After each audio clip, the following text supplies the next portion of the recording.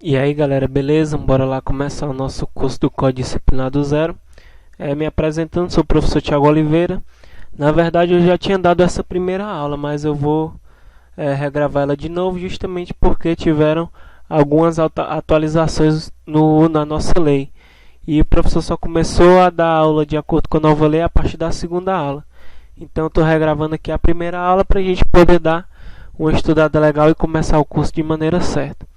Então hoje a gente vai ver o nosso Código Disciplinar, certo? Então vamos começar pelo artigo 1º. Esta lei institui o Código Disciplinar da Polícia Militar do Ceará e do Corpo de Bombeiros Militar do Estado do Ceará.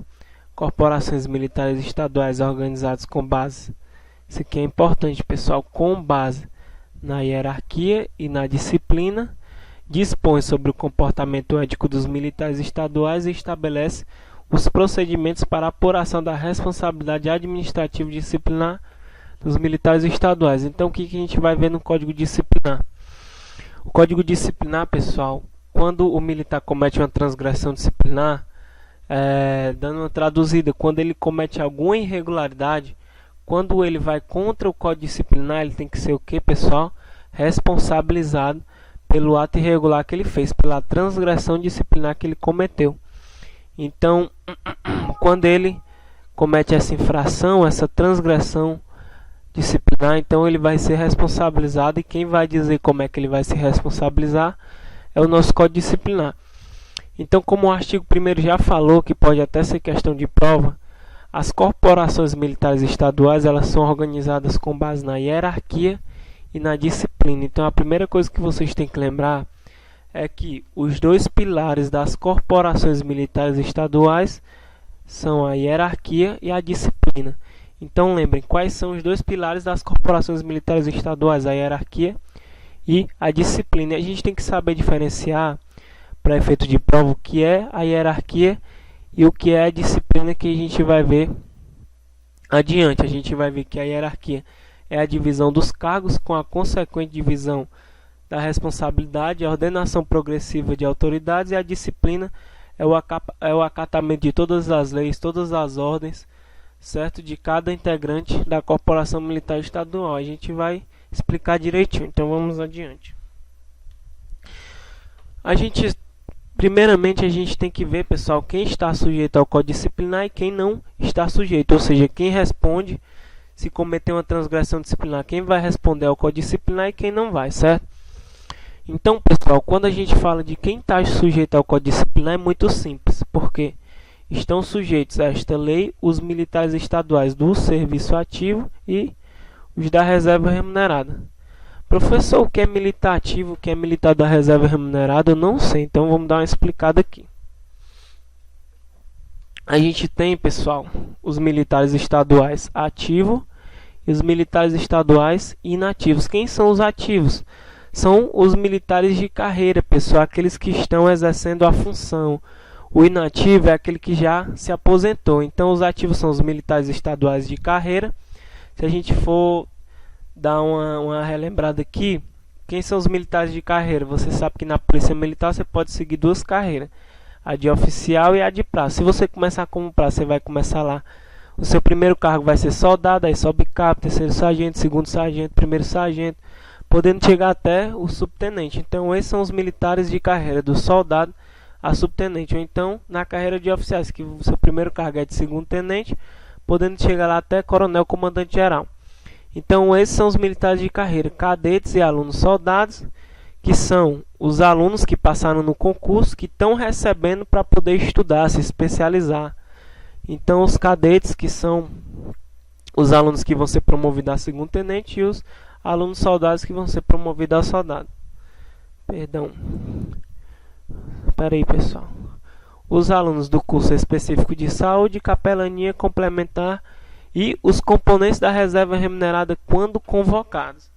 Pessoal, o pessoal da reserva remunerada, eles são militares inativos. Só que o governador, se precisar, a gente vai ver quais os requisitos.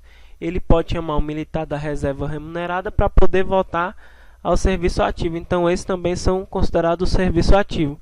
Os militares da reserva que são convocados pelo governador ao serviço ativo, eles têm os mesmos direitos e os mesmos deveres do restante dos outros militares, então lembrem disso. Mais na frente eu vou falar dos militares que são convocados quando a gente falar do estatuto. E a gente tem os militares inativos, que são os da reserva remunerada, que ainda podem ser convocados para o serviço ativo.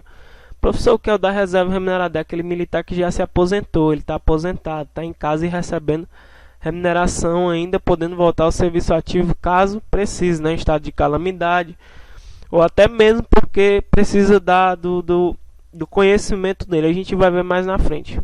E o da reserva não remunerada. Professor, o que é essa reserva não remunerada? É aquele militar que passou em outro concurso e assumiu aquele cargo público civil, certo? Permanente. Então ele passa para a reserva não remunerada. E por último, pessoal, a gente tem o reformado. O reformado é aquele militar. Existem 3 tipos de reforma, que é a reforma por doença, que é a chamada reforma por incapacidade definitiva, a reforma administrativa disciplinar, prevista aqui do nosso Código Disciplinar, que é a reforma como punição, e a reforma por idade, que quando o militar alcançar 65 anos, ele vai ex officio para a reforma. Como assim ex officio? Ele vai obrigado à reforma. Professor, e o reformado, o que muda da reserva remunerada? O reformado, pessoal, ele não responde mais ao Código Disciplinar, ou seja, se ele cometer uma transgressão disciplinar, ele não responde mais ao Código Disciplinar. É claro que se ele cometer um crime militar, ele vai ser punido, não deixa de ser punido, só não vai ser punido mais com as sanções que a gente vai ver mais na frente. Então, o reformado não responde mais ao Código Disciplinar e não pode mais ser convocado para o serviço ativo, certo? Então, lembrem desses 2 quesitos. Então, a gente voltando aqui, fica mais fácil a gente saber. Então, quem é que está sujeito ao Código Disciplinar? É o militar ativo e o da reserva remunerada. Se na questão vier dizendo que o reformado foi punido disciplinarmente, vai estar errado. Por quê? Porque o reformado nunca vai responder ao Código Disciplinar. É o primeiro bizu que a gente tem aqui. Já, pessoal, a gente vai ver quem não responde ao Código Disciplinar. O disposto nesse artigo não se aplica aos militares do Estado ocupantes de cargos públicos não militares, como a gente já viu.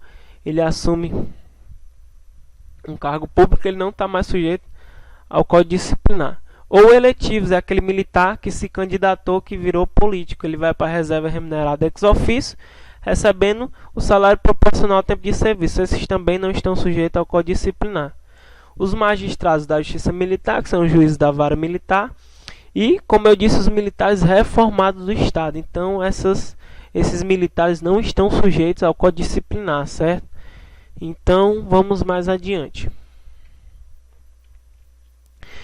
Então, a gente tem aqui, pessoal, a gente vai ver mais ou menos como é o conceito de hierarquia. A hierarquia é a diferença, né, dos cargos com a consequente divisão da responsabilidade. Então, a gente tem a carreira dos oficiais, que começa do 2º tenente e vai até o coronel comandante geral, e a carreira dos praças, que inicia no aluno soldado, podendo chegar até o subtenente.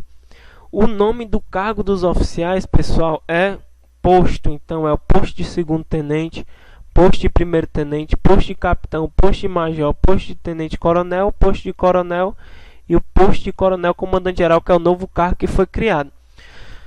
O cargo de 3º sargento, 2º sargento e 2º tenente não são cargos novos. Já tinha na Polícia Militar, foi extinto e agora voltou novamente. A gente lembra que antigamente, né, quando você ia seguir a carreira de oficial, você fazia o concurso público, passava e virava aluno do CFO. Aqui começa a carreira dos oficiais. Você é aluno do CFO, cadete, né? E antigamente você era promovido aqui a aspirante, certo? Hoje não existe mais aspirante. O aspirante oficial, que era considerado praça especial, não existe mais. O aspirante oficial foi excluído do nosso escala hierárquica.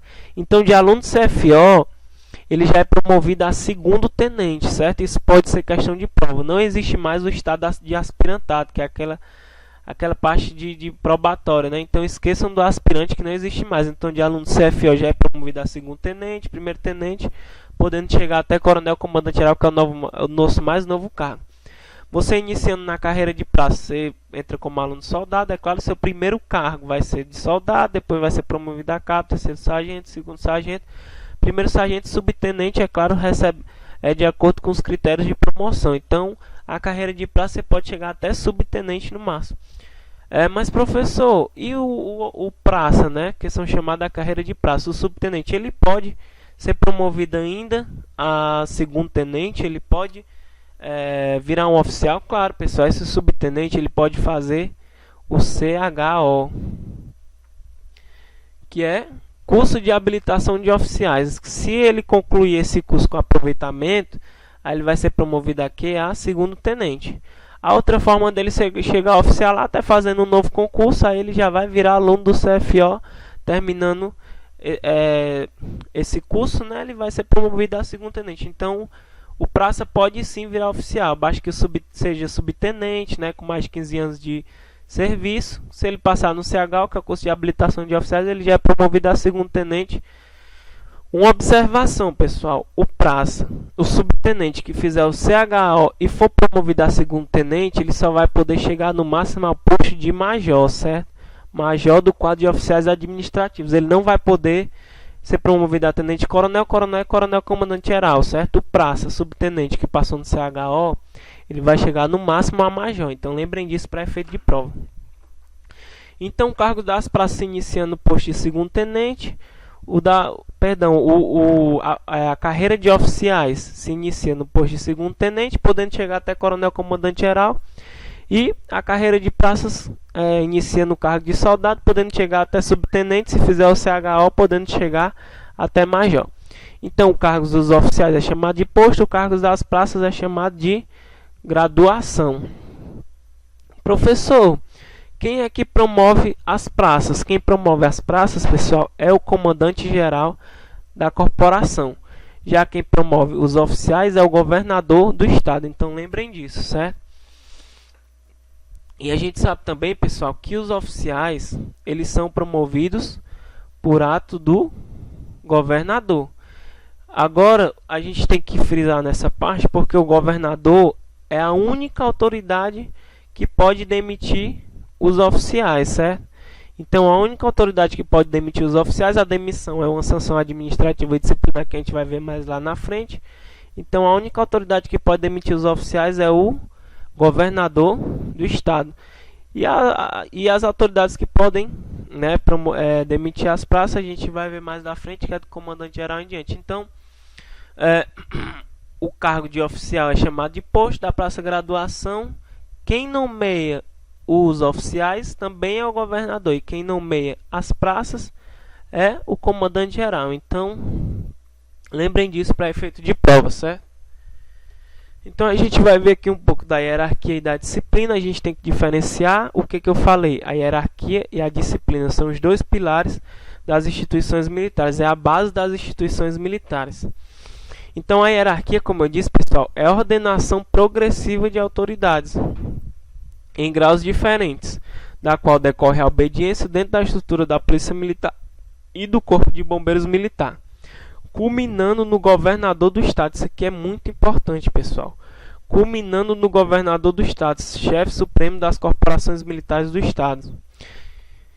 Então, pessoal, para efeito de prova, o governador do estado, ele é o chefe supremo das corporações militares do estado. Ele é a autoridade maior, é o mais alto escalão da hierarquia militar estadual, é o governador do estado. O governador do estado tem muitas atribuições, então sempre, pessoal, vai culminar no governador do estado, a maior autoridade, certo? É o chefe supremo das corporações.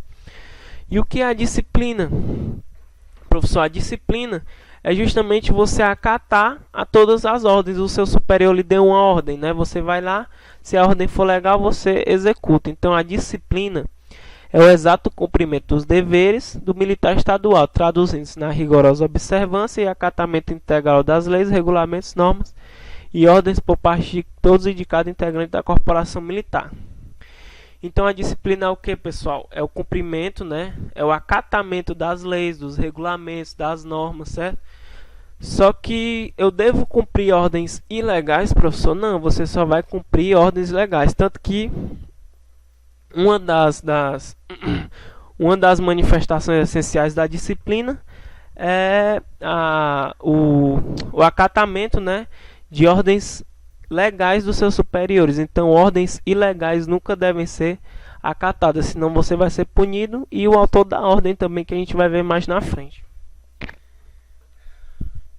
Então a gente termina aqui nossa aula, a hierarquia, terminamos aqui a hierarquia, a disciplina, explicamos que são os dois pilares das instituições militares estaduais, e mais na frente a gente vai ver um pouquinho mais do nosso código disciplinar. Então um abração, até a próxima aula.